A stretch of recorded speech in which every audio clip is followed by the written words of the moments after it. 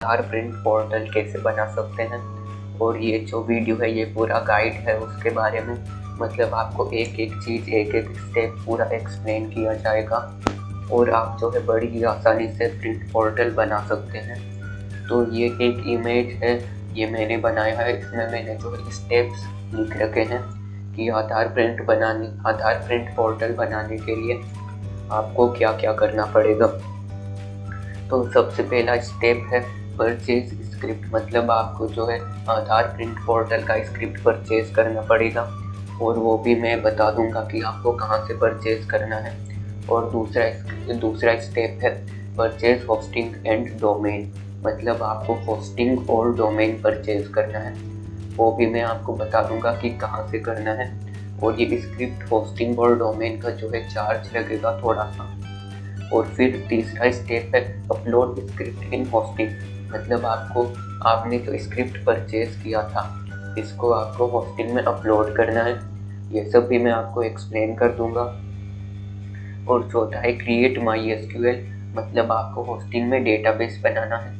और पांचवा है connect my SQL with script, मतलब आपको जो है आपने जो होस्टिंग में स्क्रिप्ट अपलोड किया था उसको माई एसक्यूएल से कनेक्ट करना है। तो ये सब चीज़ें मैं आपको पूरी एक्सप्लेन करूँगा A to Z, और इसी वीडियो में मैं आपको पूरा एक्सप्लेन करूँगा।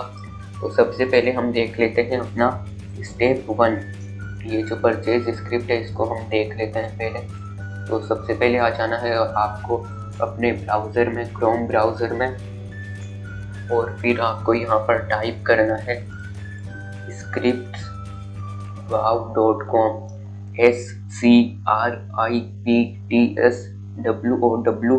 scriptswow.com, और इस वेबसाइट पर आपको जाना है।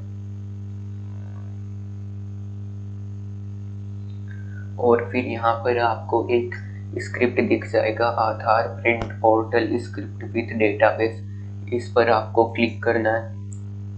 और आप यहाँ से जो है ऐड टू कार्ट करके इस स्क्रिप्ट को जो है परचेज कर सकते हैं। और इस पेज की लिंक जो है मैंने डिस्क्रिप्शन में भी दी है, तो आप यहाँ से इस स्क्रिप्ट को परचेज कर सकते हैं, या फिर आप मुझे व्हाट्सएप पर मैसेज कर सकते हैं और मुझे पर्सनली भी परचेज कर सकते हैं। तो मैं नीचे डिस्क्रिप्शन में मैं मेरे व्हाट्सएप के नंबर दूंगा, आप मुझे वहाँ पर मैसेज कर सकते हैं। और प्लीज़ मुझे कॉल करके जो है डिस्टर्ब ना करें।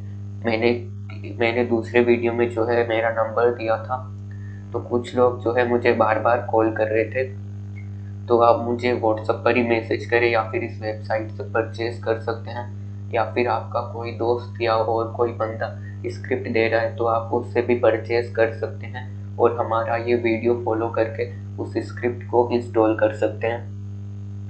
तो स्क्रिप्ट परचेज कहाँ से करना है और कैसे करना है ये तो हमने बता दिया। अब आता है परचेज होस्टिंग एंड डोमेन। तो अब मैं आपको बताता हूँ कि आपको होस्टिंग और डोमेन कहाँ से परचेज करना है। तो दोस्तों, होस्टिंग और डोमेन परचेज करने की बहुत सारी वेबसाइट है, जैसे GoDaddy, होस्टिंगर वगैरह, लेकिन उनमें जो है प्राइस बहुत ही हाई होती है। तो मैं आपको एक ऐसी वेबसाइट बताऊंगा जहाँ पर आपको बहुत ही कम प्राइस में बहुत ही अच्छी होस्टिंग और डोमेन मिल जाती है और उनका सपोर्ट भी सही है। तो यहाँ पर आपको लिखना है HostBeat, HOSTBET, और यहाँ पर आपको सर्च करना है। तो यहाँ पर आपको एक वेबसाइट दिख जाएगी www.hostbeat.in, और यहाँ पर आपको यहाँ पर भी मिल जाएगी। तो आपको जो इस वेबसाइट पर जाना है, इसकी लिंक जो है मैंने डिस्क्रिप्शन में भी दी है। तो मैं आपको यहाँ से भी दिखा देता हूँ www.hostbeat.in, ये वेबसाइट है, इस पर आपको जाना है। और फिर यहाँ पर ऊपर आपको एक होस्टिंग का जो है वो बटन दिख जाएगा, या फिर आप कह सकते हो एक लिंक दिख जाएगी। इस लिंक पर जो है आपको क्लिक करना है और फिर इस पेज के अंदर जो है आपको होस्टिंग के बहुत सारे प्लान्स मिल जाएंगे। तो हमें जो है एक ही वेबसाइट बनानी है, तो हमें जो स्टार्टर प्लान है ये वाला प्लान, इस प्लान को जो है हमें परचेज करना है। तो यहाँ पर एक ऑर्डर प्लान का ऑप्शन दिख जाएगा स्टार्टर प्लान के अंदर, ये रहा, यहाँ पर एक ऑप्शन है ऑर्डर प्लान। इस ऑप्शन पर आपको जो है क्लिक करना है और यहाँ पर आपको जो है अपना डोमेन चूज करना है। अगर आपने पहले से और कहीं से डोमेन ले रखा है तो आप I will use my existing domain and update name servers पर क्लिक करना है, या फिर आपके पास डोमेन नहीं है तो आप रजिस्टर ए न्यू डोमेन पर क्लिक करके यहाँ पर एक डोमेन एंटर कर सकते हैं। तो दोस्तों यहाँ पर बहुत सारी डोमेन्स की लिस्ट है, जैसे .in, .co, .in, .info, .xyz और भी बहुत है। तो जो सबसे चीप मतलब सबसे सस्ता डोमेन है वो है .xyz, तो मैं इसको सिलेक्ट कर लेता हूँ और मैं यहाँ पर लिखता हूँ, आपको कुछ भी नाम लिखना है जिस नेम से आपको वेबसाइट चाहिए, जैसे आधार प्रिंट पोर्टल .xyz। वैसे आधार प्रिंट पोर्टल .xyz तो और किसी ने लिया होगा क्योंकि ये बहुत ही कॉमन नेम है। तो दोस्तों मैं यहाँ पर कुछ यूनिक नेम सोचता हूँ, जैसे मैं लिख देता हूँ आधार एडवांस। ठीक है, तो फिर मैं यहाँ पर चेक पर क्लिक करता हूँ। चेक पर क्लिक करने के बाद हमें बता देगा कि ये अवेलेबल है या नहीं। तो यहाँ पर दिखा रहा है advance Aadhaar advance .xyz is available, मतलब ये अवेलेबल है। तो मैं इसको यूज कर लेता हूँ और फिर यहाँ पर ये जो कंटिन्यू का ऑप्शन दिख रहा है आपको, ये रहा कंटिन्यू, इस पर आपको जो है क्लिक करना है और फिर यहाँ पर आपको जो है कंटिन्यू पर क्लिक करना है और फिर आपको यहाँ पर ये जो सारे ऑप्शन 1 2 3 ये तीनों सिलेक्ट कर लेने और फिर वापस कंटिन्यू पर क्लिक करना है और फिर यहाँ पर आपको टोटल प्राइस दिख जाएगी। ये जो डोमेन रजिस्ट्रेशन है इसका जो है 130 रुपये है 1 साल का, मतलब आपको ये हर महीने नहीं देना होगा, बस 1 साल के लिए देना होगा और दूसरे साल आपको जो है रिन्यूअल प्राइस देना होगा। मतलब ये जो ईयरली बिलिंग साइकिल है एनुअली, रिन्यूअल प्राइस जो है वो है 996.00, मतलब 900 रुपये के आसपास या 1000 रुपये के आसपास आपको 1 साल बाद देने पड़ेंगे इस डोमेन को रिन्यू करने के लिए। और होस्टिंग का जो है वो है 60 रुपीज़ मंथली, तो ये मंथली का प्राइस है। इसको आप जो है ईयरली में भी मतलब कन्वर्ट कर सकते हैं। तो ईयरली में कन्वर्ट करने के लिए आपको यहाँ पर एडिट पर क्लिक करना है और फिर यहाँ पर चूज बिलिंग साइकिल का जो ऑप्शन है इसमें आपको यहाँ पर दिख जाएगा मंथली, क्वार्टरली, सेमी एनुअली और एनुअली। मंथली का मतलब हर महीने, क्वार्टरली का मतलब हर 3 महीने से, सेमी एनुअली का मतलब हर 6 महीने से और एनुअली का मतलब हर साल। मतलब अगर आपको 1 साल के लिए पे करना है तो आप एनुअली सिलेक्ट कर सकते हैं और उसके 700 रुपये हैं। तो मैं एक बार मंथली सिलेक्ट करके कंटिन्यू कर देता हूँ।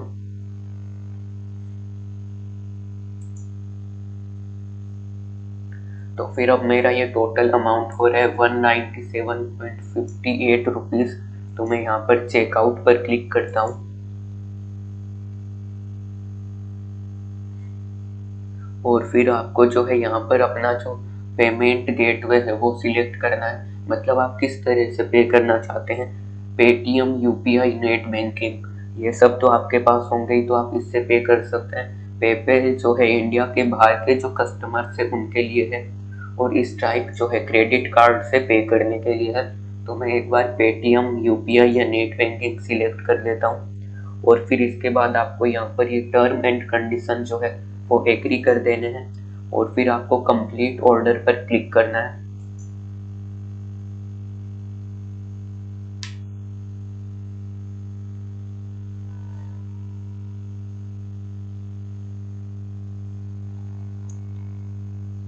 तो दोस्तों इसको जो है कंप्लीट होने में थोड़ा सा टाइम लगेगा। ये ऑर्डर जब प्लेस हो जाएगा तो हमें पेमेंट करने के लिए कहा जाएगा। ये देखिए हमें पेमेंट गेटवे पर रिडायरेक्ट कर रहे हैं ये। तो अब हमें जो है यहाँ पर पेमेंट करना है 197 रुपये। तो आप है ना इसको स्कैन करके भी पेमेंट कर सकते हैं, जो गूगल पे या पेटीएम है उससे स्कैन करके पेमेंट कर सकते हैं, या फिर यहाँ जो यूपीआई है इसका भी यूज़ कर सकते हैं। तो मैं यूपीआई का यूज़ करता हूँ। ठीक है, तो मैं यहाँ पर पेमेंट कर देता हूँ। मैं क्यूआर कोड से पे करता हूँ। एक बार आपको जो है यहाँ पर आपको अपनी यूपीआई आईडी डालनी है और फिर पे पर क्लिक करना है। उसके बाद क्या होगा, जैसे आपकी गूगल पे की आईडी है तो आपको गूगल पे में एक नोटिफिकेशन मिलेगा कि ये बंदा आपसे 197 रुपये मांग रहा है, कि आप पे करना चाहते हैं। अगर आप यस कर देंगे तो 197 रुपये इसमें इस ऑर्डर के अंदर चले जाएंगे और ये ऑर्डर एक्सेप्ट हो जाएगा। तो मैं एक बार आपको करके बताता हूँ।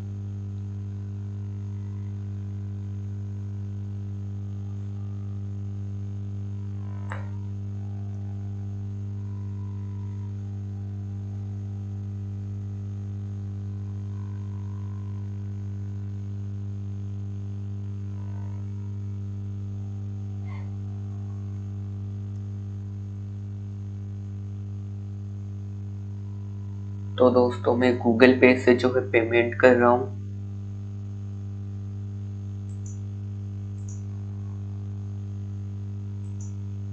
ये रहा ये क्यूआर कोड, इसको आपको स्कैन करके पेमेंट करना है। तो मैंने ये स्कैन कर दिया, मैं पेमेंट कर रहा हूँ और ये हो गया पेमेंट। गूगल पे से हो गया और इसमें भी प्रोसेसिंग दिखा रहा है, मतलब पेमेंट इनके पास आ गया है। तो अब ये जो है ये ऑर्डर को प्रोसेस कर रहे हैं। इसमें जो है थोड़ा सा मतलब 1-2 मिनट के आसपास टाइम लगेगा, 60 सेकेंड 120 सेकेंड के आसपास। उसके बाद जो है हमारा ऑर्डर कंप्लीट हो जाएगा। मैं आपको जो है यहाँ पर लाइव दिखा रहा हूँ।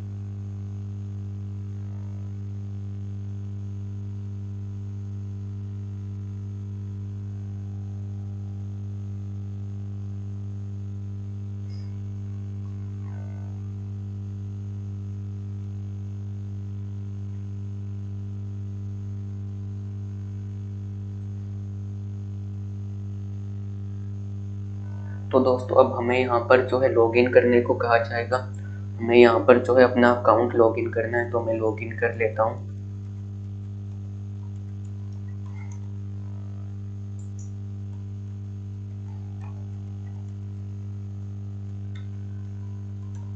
और फिर आपको जो है यहाँ पर लॉगिन पर क्लिक करना है और फिर आप देख सकते हैं कि ये जो हमारी जो इनवॉइस बनी थी वो पेड हो गई है, मतलब हमने पेमेंट सक्सेसफुली कर दिया है। तो अब यहाँ पर आपको जो एक ऑप्शन दिखेगा बैक टू क्लाइंट एरिया। यहाँ पर जो है नीचे एक छोटा सा ऑप्शन दिख रहा है, यहाँ पर एक लिंक है बैक टू क्लाइंट एरिया की। इस पर जो है आपको क्लिक करना है और फिर आपको जो है यहाँ पर एक क्लाइंट एरिया का ऑप्शन दिखेगा, ये रहा।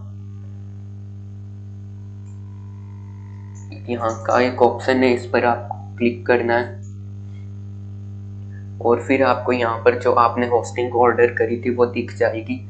ये रही, ये हमने होस्टिंग ऑर्डर करी थी aadharadvance.xyz। ये हमने ऑर्डर करी थी और ये हमारी जो सर्विस है वो एक्टिव है। हमें जो है इस पर क्लिक करना है और फिर यहाँ पर जो है आपको बहुत सारी डिटेल्स दिख जाएगी, जैसे नेम सर्वर। नेम सर्वर क्या होता है, हमें डोमेन में सेट करना होता है। जैसे आपने जो होस्टिंग इस वेबसाइट से ली है, लेकिन जो डोमेन है वो आपने और कहीं से लिया है, तो आपको जो है ये नेम सर्वर जो है अपने डोमेन में सेट करने होंगे और उसके बाद जो है आपको थोड़ा सा वेट करना होगा। तो दोस्तों हमने ये जो है रिसेंटली मतलब अभी 1-2 मिनट ही हुआ है इस वेबसाइट को, मतलब इस होस्टिंग को ऑर्डर किए हुए। तो इसको जो है मतलब ये जो हमारा डोमेन है aadharadvance.xyz, डोमेन को जो है प्रोपेगेट होने में थोड़ा सा टाइम लगेगा। प्रोपेगेट होने का मतलब जो है हमारे जितने भी नेटवर्क्स है, जैसे इंटरनेट सर्विस प्रोवाइडर्स है, नेटवर्क वगैरह, उनमें जो है आपके डोमेन का डीएनएस जो है सिंक होगा ना, तब आपका डोमेन ओपन होगा। तो मैं एक बार ओपन करके देख लेता हूँ। ये कभी कभी जो है मतलब इंस्टेंटली हो जाता है और कभी कभी इसमें 2-3 घंटे का या आधे घंटे का टाइम लगता है। तो मैं एक बार मेरा डोमेन ओपन करके देख लेता हूँ। हाँ, तो ये दिखा रहा है this site can't be reached, मतलब अभी तक हमारा जो डोमेन है वो हमारे नेटवर्क में प्रोपेगेट नहीं हुआ। तो मैं थोड़ा सा वेट कर लेता हूँ।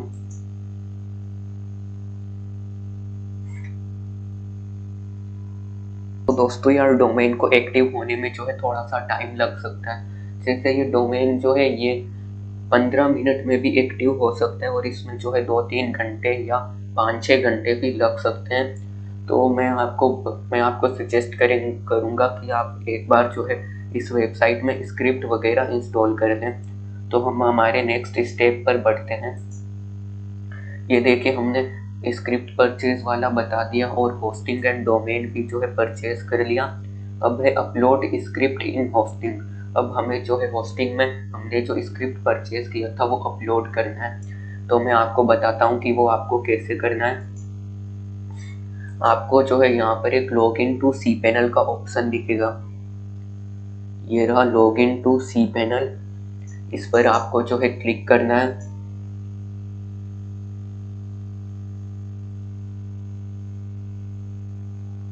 और ये आप देख सकते हैं कि यहाँ पर जो cPanel है वो लॉगिन हो गया है। ये एक तरह का कंट्रोल पैनल है। इससे आप वेबसाइट में फाइल्स अपलोड कर सकते हैं और वेबसाइट को जो है कंट्रोल कर सकते हैं। तो आपको यहाँ पर जो है सर्च करना है फाइल मैनेजर।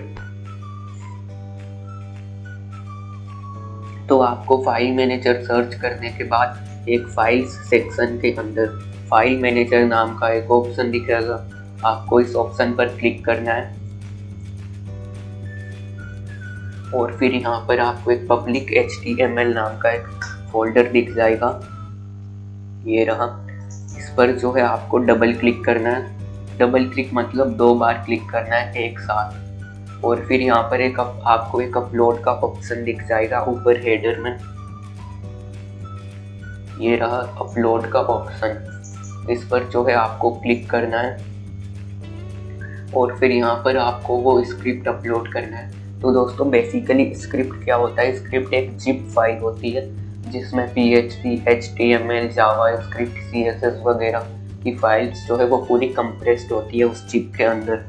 तो वो जिप आपको कैसे मिलेगी? आपको उस जिप को परचेज करना पड़ेगा, मतलब उस स्क्रिप्ट को परचेज करना पड़ेगा। मैंने जो ये वेबसाइट बताई थी scriptswow.com, इससे आप जब परचेज करेंगे तो आपको आपके जो है अकाउंट में एक डाउनलोड का ऑप्शन मिल जाएगा। वहाँ से आप इस स्क्रिप्ट को डाउनलोड कर सकते हैं या फिर आप मुझे व्हाट्सएप पर मैसेज करके भी मुझसे परचेज कर सकते हैं। मैं आपको वो जिप भेज दूंगा, आप वहाँ से डाउनलोड कर सकते हैं। तो अभी मैंने डाउनलोड की हुई है, अभी मैं इसको अपलोड कर देता हूँ। ये रही वो जिप आधार प्रिंट पोर्टल स्क्रिप्ट। इसको जो है मैं यहाँ पर क्लिक करता हूँ और फिर यहाँ पर अपने माउस को ऊपर ले जाकर इसको यहाँ पर अपलोड कर देता हूँ। और फिर इस जिप को जो है अपलोड होने में थोड़ा टाइम लगेगा। 61.75 MB की ये जिप है, इसको अपलोड होने में थोड़ा सा टाइम लगेगा। और मेरा इंटरनेट भी थोड़ा स्लो है तो इसको अपलोड होने में थोड़ा टाइम लगेगा।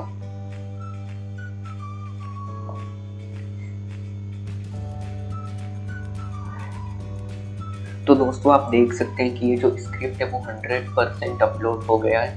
यहाँ पर ग्रीन दिखा रहा है, इसका मतलब है कि ये स्क्रिप्ट जो है वो सक्सेसफुली अपलोड हो गया है। अब हमें जो है वापस फाइल मैनेजर में जाना है इस स्क्रिप्ट को एक्सट्रैक्ट करने के लिए। तो आपको यहाँ पर एक गो बैक का बटन दिखेगा, ये रहा। इस पर आपको जो है क्लिक करना है और फिर आप जो है यहाँ पर आ जाएंगे फाइल मैनेजर के अंदर और आपने जो स्क्रिप्ट अपलोड किया था वो स्क्रिप्ट आपको दिखेगा। तो आपको जो है इस स्क्रिप्ट पर क्लिक करके इसको सिलेक्ट कर लेना है और फिर यहाँ पर एक साइड में एक एक्सट्रैक्ट का बटन होगा, इस बटन पर आपको जो है क्लिक करना है। इस पर क्लिक करने के बाद हमें कुछ ऐसा इंटरफेस दिखेगा। आपको जो है यहाँ पर एक एक्सट्रैक्ट फाइल्स का बटन दिखेगा, आपको इस पर क्लिक करना है और फिर आप देख सकते हैं कि यहाँ पर जो है वो स्क्रिप्ट एक्सट्रैक्ट हो गया है। और अब हमें यहाँ पर एक फाइल दिख रही है आधार database.sql। इस फाइल को हमें जो है सिलेक्ट कर लेना, मतलब इस पर क्लिक करके इसको सिलेक्ट कर लेना है और फिर यहाँ पर एक डाउनलोड का बटन दिखेगा आपको, ये रहा डाउनलोड का बटन। आपको जो है इस पर क्लिक करना है और इस पर क्लिक करने के बाद आपके पास ये आधार डेटाबेस जो है वो डाउनलोड हो जाएगा। तो अब हम हमारे स्टेप्स को वापस चेक कर लेते हैं। जो स्टेप 3 था, अपलोड स्क्रिप्ट इन होस्टिंग, वो हमारा जो है वो कंप्लीट हो चुका है। और फिर ये जो चौथा ऑप्शन है, चौथा स्टेप है क्रिएट MySQL, इसको हम अभी कंप्लीट करेंगे। तो हमें आ जाना है वापस क्रोम में और फिर हमें वापस cPanel के मेन पेज पर आ जाना है। और यहाँ पर ये जो ऊपर सर्च बॉक्स है, इसमें हमें लिखना है MySQL। और ये लिखने के बाद डेटाबेस सेक्शन के अंदर हमें 3 ऑप्शन दिखेंगे। आपको यहाँ पर जो है MySQL डेटाबेस विजार्ड का जो ऑप्शन है, इस पर आपको क्लिक करना है। ये देखिए, ये मैंने हाईलाइट किया, ये जो ऑप्शन है इस पर आपको जो है क्लिक करना है और यहाँ पर एक डेटाबेस बनाना है। मैं एक डेटाबेस बना लेता हूँ आधार के नेम से। और यहाँ पर ये आधार लिखने के बाद आपको नेक्स्ट स्टेप पर क्लिक करना है। और फिर यहाँ पर एक डेटाबेस यूजर भी बनाने को बोल रहा है, तो हम उसका भी नेम आधार रख देते हैं।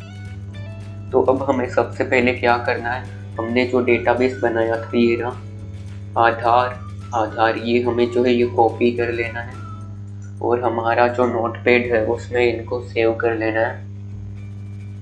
मैंने नोटपैड में ये जो नाम है कोमा के अंदर ये जो नाम है इसको कॉपी कर लिया और नोटपैड में सेव कर लिया। अब हमें डेटाबेस का पासवर्ड लिखना है। तो यहाँ पर आपको एक पासवर्ड जनरेटर दिख रहा होगा, इस पर आपको जो है क्लिक करना है। और फिर यहाँ पर ये जो रेंडमली जनरेटेड पासवर्ड है, इन सबको सिलेक्ट कर लेना है और इनको जो है आपको कॉपी कर लेना है और फिर इनको भी नोटपैड में लिख लेना है। तो मैं नोटपैड में इनको सेव कर लेता हूँ।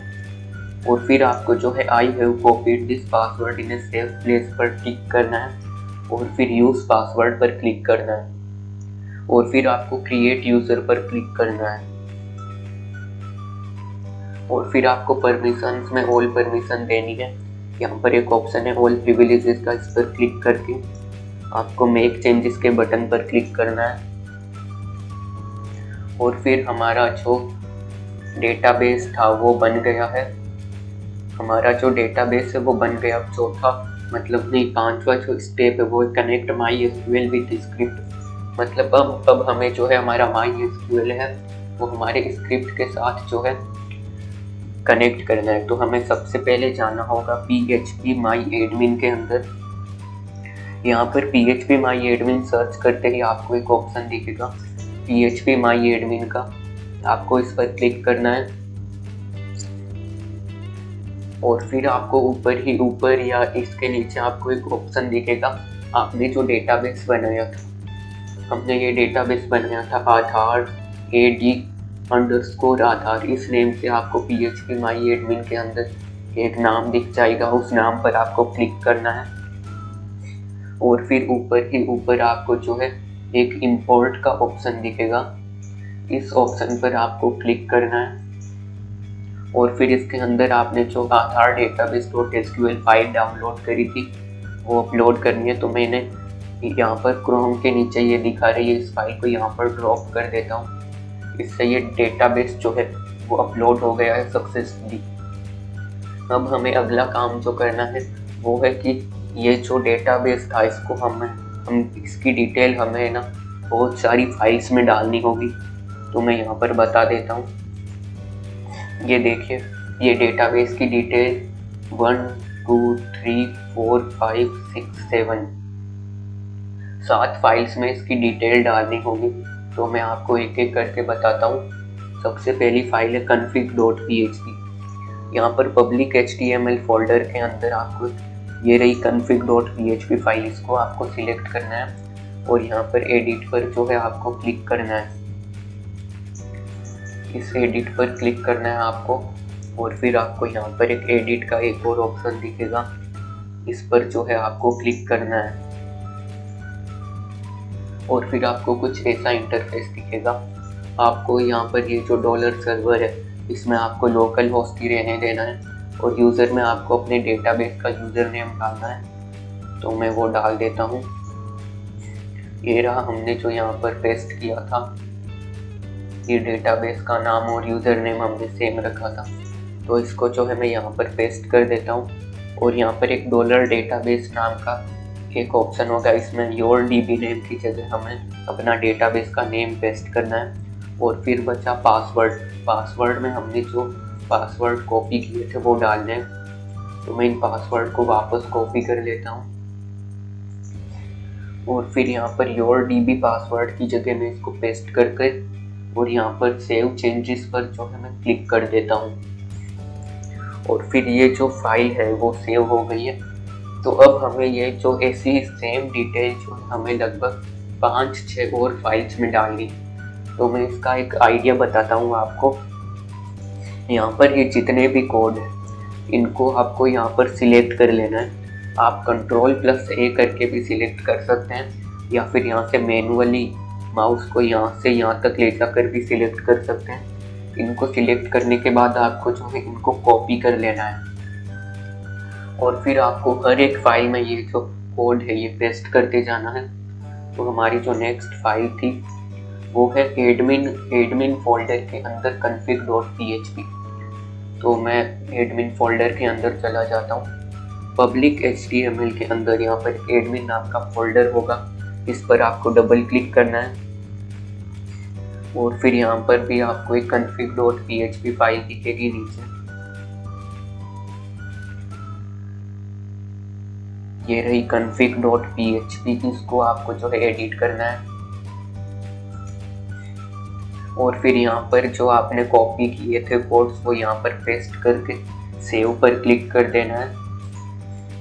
और हमारी जो नेक्स्ट फाइल है वो एडमिन फोल्डर के अंदर आधार फोल्डर के अंदर config.php, तो उसको भी हम एडिट करते हैं। तो एडमिन फोल्डर में तो हम पहले से आए हुए हैं। यहाँ पर एक आधार नाम का फोल्डर है, इस पर आपको डबल क्लिक करना है। इसमें आपको एक config.php दिखेगी, ये रही।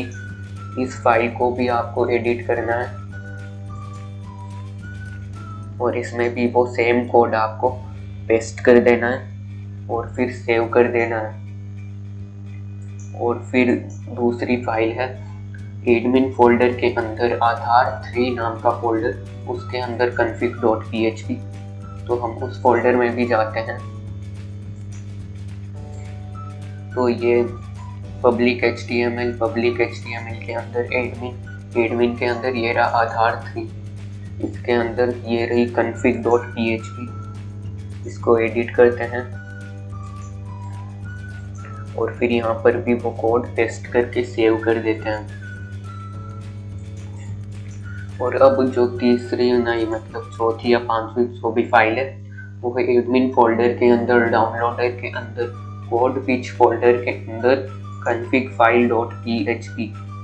इसको भी एडिट करना होगा। तो हम आ जाते हैं पब्लिक HTML, इसके अंदर एडमिन,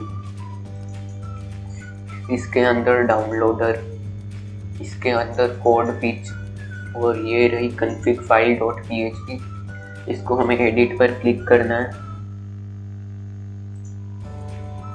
और इसमें जो है थोड़ा चेंज है, मतलब इसमें जो कोड है वो सेम नहीं थे, वो अलग है। तो इसमें हमें मैनुअली डालना होगा। DB यूज़र के अंदर जो है हमारा ये यूज़र नेम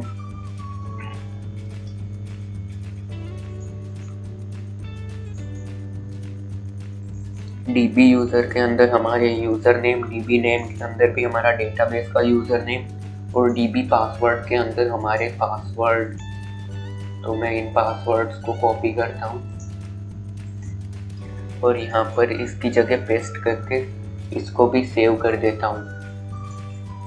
और फिर हमारी जो लास्ट 2 फाइल्स है वो है एडमिन फोल्डर के अंदर पेटीएम्स फोल्डर के अंदर config.php और db.php। तो हम आ जाते हैं ये पब्लिक HTML, इसके अंदर एडमिन, इसके अंदर पेटीएम्स और इसके अंदर config.php। और इसमें भी हमें जो है अपनी डेटाबेस की डिटेल डालनी है। अगर आप वो पहले वाले कोड जो है वो मतलब इसमें तो वो कोड सेम है, तो हम वो सेम कोड ही डालते हैं। तो हम पब्लिक HTML फोल्डर के अंदर आ जाते हैं और config.php नाम की फाइल है, इसको एडिट कर लेते हैं। और ये कि हमने इसमें जितने भी कोड लिखे थे वो हम सब कॉपी कर लेते हैं। और फिर यहाँ पर ये जो पेटीएम के अंदर config.php फाइल थी, इसके अंदर उन कोड्स को पेस्ट करके जो है हम सेव कर देते हैं। और फिर हमारी जो दूसरी फाइल है वो है पेटीएम्स के अंदर db.php, इसको भी हम एडिट करते हैं। और इसके अंदर भी जो हमारा कोड है वो हम पेस्ट कर देते हैं और फिर सेव कर देते हैं। और अब हमारा जो काम बचा है वो है edit URL in admin index.php और .htaccess। तो अब हमें जो है सबसे पहले पब्लिक HTML में आना है और एडमिन फोल्डर पर क्लिक करना है। और फिर यहाँ पर आपको एक index.php नाम की फाइल दिखेगी।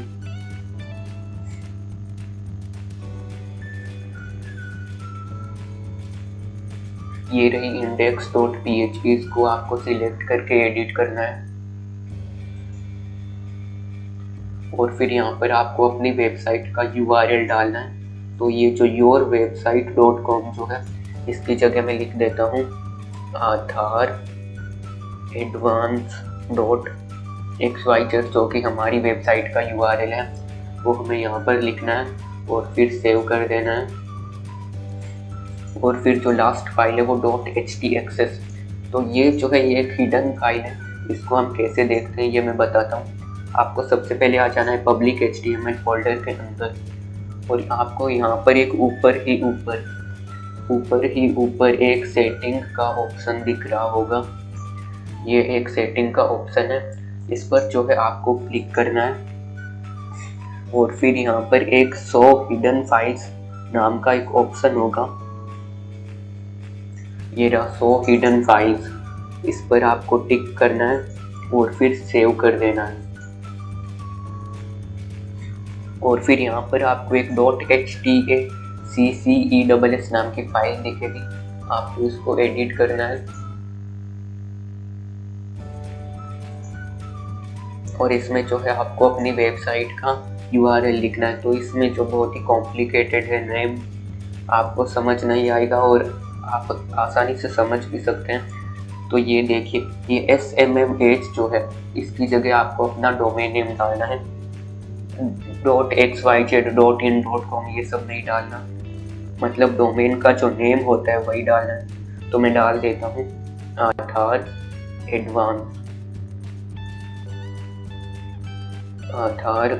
एडवांस।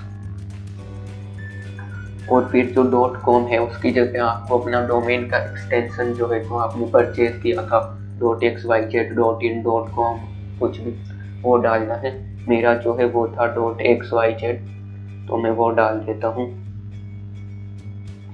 और सेम चीज़ यहीं पर करनी है, आधार advance.com की जगह .xyz।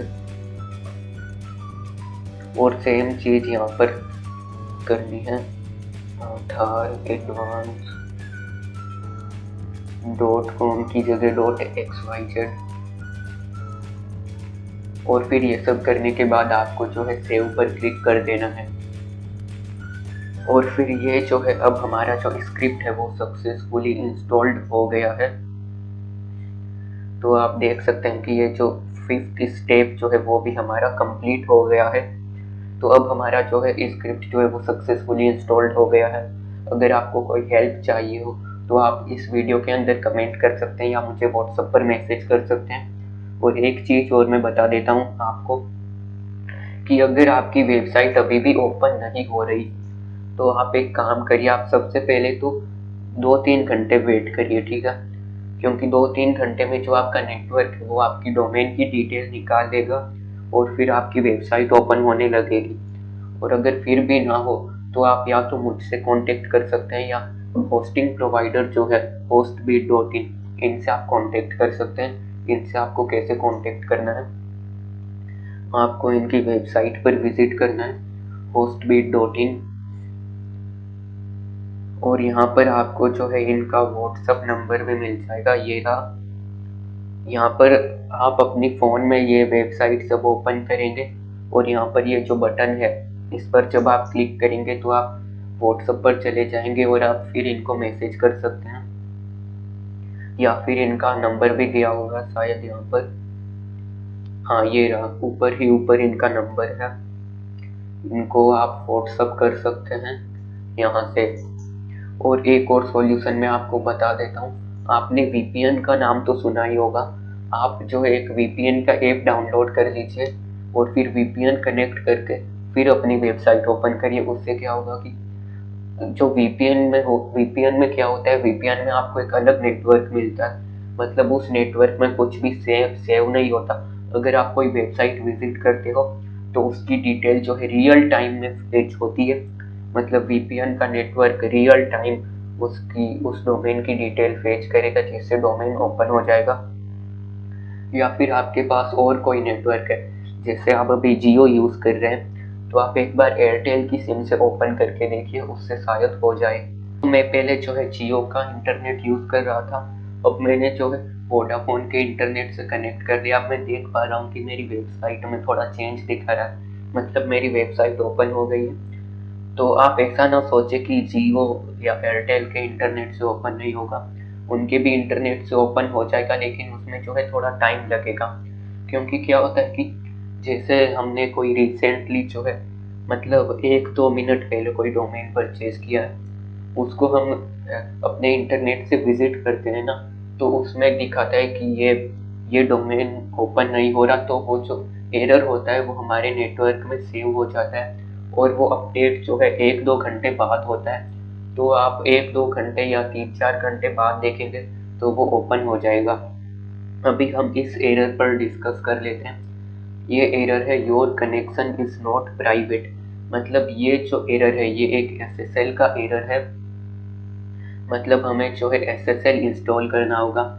तो मैं आपको बता देता हूँ कैसे इंस्टॉल करना है। सबसे पहले मैं आपको एक ऑप्शन बताता हूँ। यहाँ पर आपको एक एडवांस्ड का ऑप्शन दिख रहा है, जब आप इस पर क्लिक करेंगे तो यहाँ पर एक और ऑप्शन दिखाएगा, proceed to Aadhaar advance.xyz। Aadhaar advance.xyz की जगह आपकी वेबसाइट होगी, उस पर जब आप क्लिक करेंगे तो ये एरर हाइड हो जाएगा।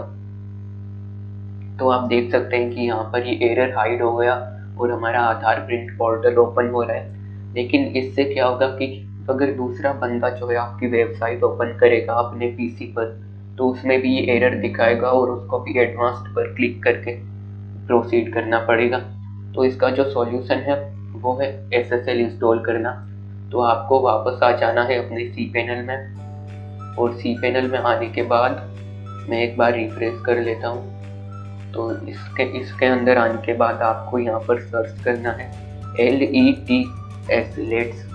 तो इसमें लेट्स सर्च करने के बाद आपको सिक्योरिटी के अंदर एक लेट्स इनक्रिप्ट TMSSL नाम का ऑप्शन दिखेगा, आपको जो है इस पर क्लिक करना है और फिर यहाँ पर जो है इश्यू न्यू सर्टिफिकेट एक नाम दिखेगा, इसके नीचे आपको आपका डोमेन नेम दिख जाएगा आधार advance.xyz, और इसके जस्ट सामने एक ऑप्शन होगा इश्यू ISSUE, और आगे जो है एक प्लस का ऑप्शन होगा, उस पर आपको जो है क्लिक करना है। और फिर यहाँ पर सिंपली आपको एक और इश्यू का ऑप्शन दिखेगा, आपको जो है इस पर भी क्लिक कर देना है। और फिर इसमें जो है थोड़ा सा टाइम लगेगा, 1-2 मिनट के आसपास, और इससे जो है आपकी वेबसाइट पर SSL इंस्टॉल हो जाएगा। तो अभी दिखा रहा है The SSL certificate is now installed onto the domain Aadhaar advance.xyz, मतलब ये बोल रहा है कि आधार advance.xyz मतलब हमारा डोमेन जो उस पर SSL इंस्टॉल हो गया है। तो हम एक बार रिफ्रेश करके देख लेते हैं।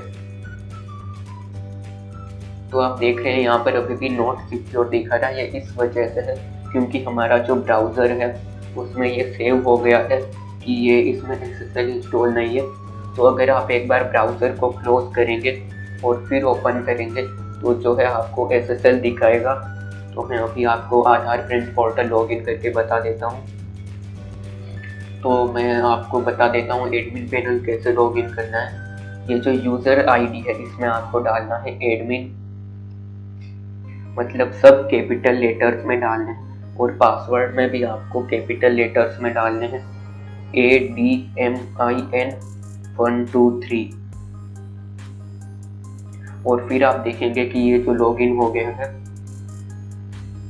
और अब आप यहाँ पर देख सकते हैं कि ये जो आपका आधार पैनल है वो सक्सेसफुली इंस्टॉल्ड हो गया है। ये देखिए, ये जो पैनल है वो सक्सेसफुली इंस्टॉल्ड हो गया है। और अब मैं आपको बता देता हूँ कि आपको कुछ कॉन्फ़िगरेशन करनी है, मतलब कुछ एडिट करना है। तो आपको आ जाना है PHP माई एडमिन के अंदर, और यहाँ पर आपको जो है एक यू सेटिंग नाम का, यू सेटिंग नहीं, एक सेटिंग नाम का ऑप्शन दिखेगा। ये रहा सेटिंग, इस पर जो है आपको क्लिक करना है, और इसके अंदर आपको एक एडिट का ऑप्शन दिखेगा। ये रहा एडिट, इस पर जो है आपको क्लिक करना है। और फिर आपको यहाँ पर बहुत सारी चीज़ें डालनी होगी। वेबसाइट का नेम डालना है, वेबसाइट का URL, वेबसाइट का टाइटल, का account number, bank, UPI, Paytm, PhonePe वगैरह। ये सब डालने के बाद आपको जो है यहाँ पर नीचे एक गो का ऑप्शन दिखेगा। आपको इस पर जो है क्लिक करके इनको सेव कर देना है। तो दोस्तों यही था आज का वीडियो। अगर आपको ये वीडियो पसंद आया हो तो इस वीडियो को लाइक कर दीजिए, और अगर आपको कोई हेल्प चाहिए हो तो मुझे व्हाट्सएप पर मैसेज कर दीजिए। तो और चैनल को भी सब्सक्राइब कर दीजिए। Thank you.